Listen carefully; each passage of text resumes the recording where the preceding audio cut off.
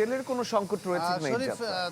সরকারিভাবে যেটি জানানো হয়েছে যে আজ থেকে যে তেলের সরবরাহ স্বাভাবিক হবে এবং যে সিলিং করে দেওয়া হয়েছিল যে কতটুকু তেল নিতে পারবে সে উঠিয়ে দেওয়ার কথা ছিল, সেটি কিন্তু হচ্ছে তো নাই।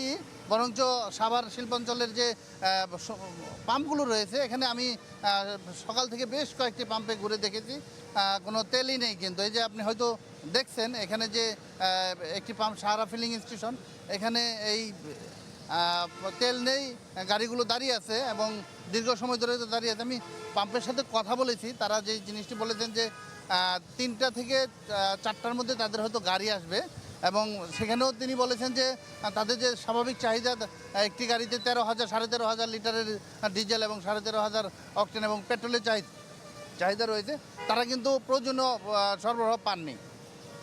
যতটুকুন পেয়েছেন তারা বলছিলেন যে ঘন্টা হয়তো 2 ঘন্টা পর্যন্ত তারা বিক্রি করতে পারবেন, এর বাইরে কিন্তু তারা তাদের মানে সুযোগ নিয়ে আমি মহাসড়কে ঢাকা-রিচা মহাসড়কের বেশ কয়েকটি জায়গায় কিন্তু আমরা দেখেছি যে গাড়ি থেমে আছে এবং তেলের জন্য কিন্তু তারা স্টার্ট যে বন্ধ হয়ে গেছে নিতে পারেনি এবং রাস্তায় থেমে পড়ে আছে।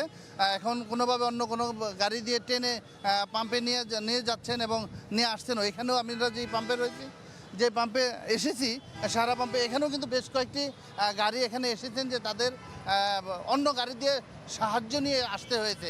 তো সব কিছু মিলিয়ে কিন্তু মানুষের মধ্যে একটি উদ্বেগ কাজ করছে যে সামনে যে ঈদের ছুটি শুরু হবে আগামী একদিন পর থেকেই, তো তারা ঠিক টাইমে বাড়িতে যেতে পারবেন কিনা বা তাদের নিজস্ব গাড়িটি বাড়িতে নিয়ে যেতে পারবেন কিনা, এগুলো নিয়ে কিন্তু মানুষ বেশ উদ্বিগ্ন রয়েছে। শরীফ, অপু, ধন্যবাদ আপনাকে। দর্শক, সারা দেশেই জ্বালানি তেলের রেশনিং পদ্ধতি তুলে দেওয়া হয়েছে এমন খবর আসার পরও গোপালগঞ্জের ফিলিং স্টেশনগুলোতে চাহিদার তুলনায় তেল কম পাওয়া যাওয়ার অভিযোগ রয়েছে। ক্রেতারা এমন অভিযোগই করছেন। আরও বিস্তারিত খবর আপনাদের জানাতে চাই, আমাদের সহকর্মী বাদল সাহা যুক্ত হয়েছেন। বাদল, বাস্তবে পরিস্থিতি কেমন? শরীফ, গত কয়েকদিন যাবৎ ধরে কিন্তু গোপালগঞ্জে যে তেলের যে রেশনিং পদ্ধতিতে কিন্তু তেল দেওয়া হচ্ছিল, তবে ডিপো থেকে কিন্তু যারা ফিলিং স্টেশনের যারা মালিকরা রয়েছেন তারা কিন্তু তেল না পাওয়ার কারণে সেই রেশনিং পদ্ধতিতে কিন্তু একটি পরিবর্তন হয়েছে। যেখানে আগে মোটরসাইকেলে 200 টাকা তেল দেওয়া হতো, সেখানে কিন্তু এখন মাত্র 100 টাকা তেল দেওয়া হচ্ছে। এছাড়া অন্যান্য যে পাম্পগুলো রয়েছে সেখানে কিন্তু 100 টাকা থেকে মাত্র 500 টাকা বা সর্বোচ্চ 5,000 টাকার কিন্তু তেল দিচ্ছে, এর বেশি কিন্তু তারা তেল দিতে পারছেন না। যারা পাম্প মালিকরা রয়েছেন তারা বলছেন যে তারা খুলনার যে ডিপো রয়েছে সেই ডিপোতে তারা বারবার যোগাযোগ করার পরেও তাদের যে চাহিদা মাফিক যে জ্বালানি তেলের যে চাহিদা রয়েছে সে তারা তেল পাচ্ছেন না। 72 ঘন্টা ময়েশ্চার লক সমৃদ্ধ লিলি বডি ওয়াশ শিয়া বাটারের গুডনেস স্কিন রিপেয়ার করে রাখে সফট ও গ্লোয়িং।